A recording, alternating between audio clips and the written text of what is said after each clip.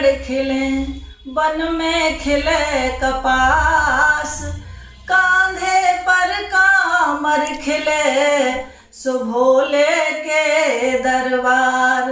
और माँ ने लड़ुआ कर दिए और बाप ने कर दिए दान, बहन आरता कर रही और तिरिया ने छुए दो पैर। बोलो रे भाई बम्बे, शिव की लटों में बहे मात मेरी गंगे।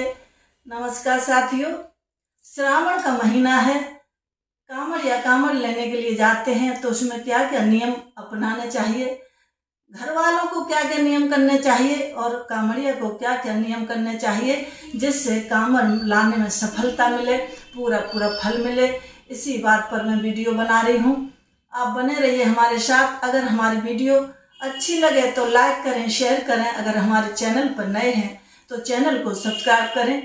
तो श्रावण मास में जब कांवड़िया कांवड़ लेने के लिए जाते हैं तो बहुत ही ध्यान करने की चीज़ें हैं, वो करने चाहिए।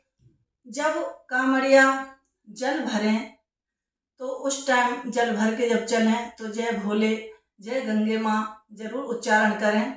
और उस टाइम कांवड़िया के साथ चमड़े की कोई भी वस्तु नहीं होनी चाहिए, जैसे पर्स है या बेल्ट है। बहुत सी चीज़ें ऐसी होती हैं जो इनका ध्यान रखना चाहिए, जो नहीं होनी चाहिए। और किसी भी तरह का नशा नहीं करना चाहिए। कांवड़िया को इस चीज़ का बहुत ही ध्यान रखना चाहिए और बहुत ही पवित्र मन से और तन से गंगा मैया को लाना चाहिए। उस टाइम कांवड़िया साधारण मनुष्य नहीं होते हैं, स्वयं शंभु बन जाते हैं। माँ भगवती गंगा को अपने साथ लेकर आते हैं, इसलिए बहुत ही पवित्र रहना चाहिए। किसी भी प्रकार का नशा नहीं होना चाहिए। और कांवड़िया को लहसुन प्याज भी वर्जित है, लहसुन प्याज नहीं खाना चाहिए। और कांवड़िया को दूसरे का अन्न भी नहीं ग्रहण करना चाहिए।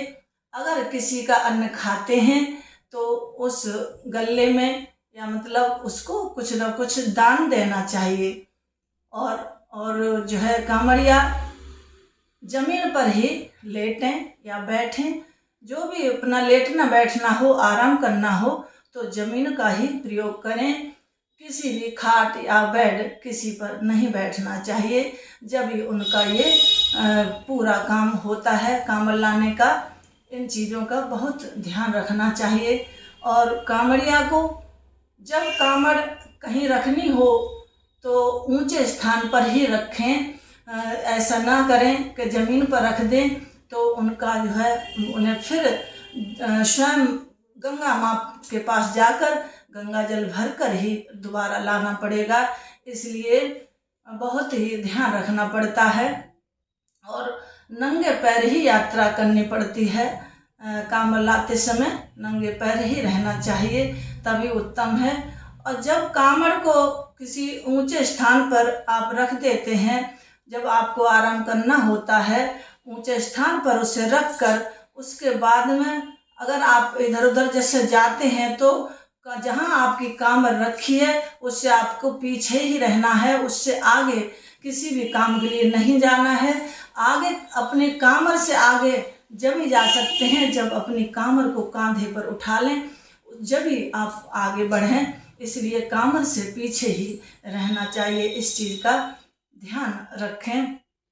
और अगर आप कांवड़ उठाते हैं तो इस बात का भी ध्यान रखें कि सुबह को सूरज उगने से 2 घंटे पहले से आप कांवड़ को उठा सकते हैं और सूर्य उगने के 2 घंटे बाद तक कांवड़ को उठाकर ले जा सकते हैं। उसके बाद रात में वर्जित है, इसलिए इस चीज़ का भी ध्यान रखें। किसी को मिथ्या भाषण ना बोलें, बहुत ही पवित्र मन से सभी से प्यार से बातें करें। और जो आपके साथ में चल रहे हैं भोले सबको बोलना चाहिए। जैसे अगर कोई लेडीज है कांवड़ ला रही है तो उसे भोली बोलते हैं, और भाई लोग अगर कांवड़ ला रहे हैं तो उनको जैसे भोले बोलते हैं। तो ऐसे मतलब मिथ्या भाषण नहीं बोलें, भोले कह के बात करें और बड़े प्रेम से किसी भी जीव जंतु की जो हत्या नहीं होनी चाहिए। बहुत ही ध्यान से आएं और सभी को प्रेम से बोलें और किसी पर गुस्सा ना करें। इस तरह से कामर अगर आप लाते हैं, भोले बाबा पे जल चढ़ाते हैं, चाहे वो हरिद्वार से लाएं, चाहे ऋषिकेश से लाएं, किसी भी जगह से आप किसी भी तीर्थ से जल लाएं और अपने पास में जो मंदिर है वहाँ पे आपको अभिषेक करना पड़ता है। वह जल नहीं रहता, वो जल दूध के समान हो जाता है। उससे अभिषेक अगर आप करते हैं तो आपकी सारी मन्नतें पूरी होती हैं। इस तरह आप जल भर के लाएं और पवित्र मन और तन, अपने मानसिक जो विचार हैं वो बहुत ही पवित्र होने चाहिए। किसी भी तरह की सोच जो है बहुत अच्छी बनानी चाहिए, गलत किसी के बारे में नहीं सोचना चाहिए। अगर इस तरह से आप कामर लाएंगे तो आपका काम कोई ऐसा नहीं है जो रुक जाए। आपका काम भोले बाबा जरूर सफल करेंगे। कामर लाना आसान नहीं है। भोले बाबा के भक्त जो हैं वो इसे अपनी भक्ति से बहुत ही आसान बना देते हैं। भक्ति में डूब के कामर लाते हैं तो बहुत ही आसान बन जाती है। इस तरह से कांवड़ियों ने जो है भोले बाबा का दिल जीत लिया है। और ये भोले बाबा का जो है कामर क्यों उठाते हैं, क्यों लाते हैं, इसका जो है प्रचलन क्यों चला है वो बता रही हूँ आपको। क्योंकि भोले बाबा ने जब समुद्र मंथन के समय विष को जब धारण कर लिया था, पी लिया था, तो उनका गला नीला पड़ गया था विष की वजह से। तो उसको शांत करने के लिए ये सभी भक्त लोग जो जल लाते हैं, कामर उठा के लाते हैं, तो उन भोले बाबा को जल जब चढ़ाते हैं तो भोले बाबा को बहुत ही शांति मिलती है। और भोले बाबा इस वजह से सभी भक्तों को मन चाहा वरदान दे देते हैं, बहुत ही खुश हो जाते हैं भोले बाबा। इसलिए ये कामर उठाई जाती है। तो घर वालों को क्या क्या ध्यान रखना चाहिए वो भी मैं बताऊंगी, क्योंकि घर वालों को भी बहुत ही ध्यान रखना चाहिए। जब भी कामर में जो है सफलता मिलती है। अगर किसी का पति गया है तो पत्नी को चाहिए कि वो रोज अपने स्थानीय शिव मंदिर में जाए और शिव मंदिर में जो है सुबह शाम दोनों टाइम जाना चाहिए। सुबह शिव जी का अभिषेक करें, जल से अभिषेक करें, फल फूल से अभिषेक करें और शाम को दीप दान करें भोले बाबा को। और दूसरी बात है कि किसी जीव जंतु पे जैसे कि डंडा या हाथ नहीं उठाना चाहिए स्त्री को, अगर किसी का पति गया है तो। यहाँ तक है कि अपने बच्चों को भी नहीं मारना चाहिए और किसी तरह का छौंक नहीं लगाना चाहिए, लहसुन प्याज नहीं खाना चाहिए। और अगर हो सके तो भोले बाबा का कीर्तन करते रहना चाहिए और प्रसाद वितरित करते रहना चाहिए।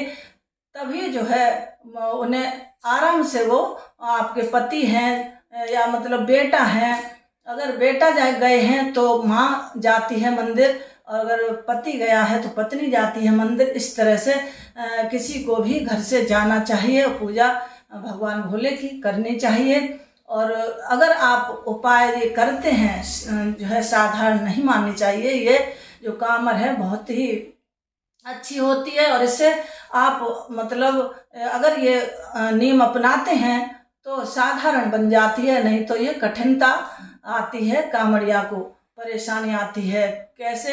अगर आप छौंकों को लगाएंगे या मारेंगे पीटेंगे बच्चों को या कुत्ते बिल्ली को किसी को, तो कांवड़िया के पैर में छाले पड़ जाएंगे, बीमार पड़ जाएगा, इसलिए उसे कठिनता होगी कांवड़ लाने में। इसलिए घर वालों को भी नियम अपनाने चाहिए।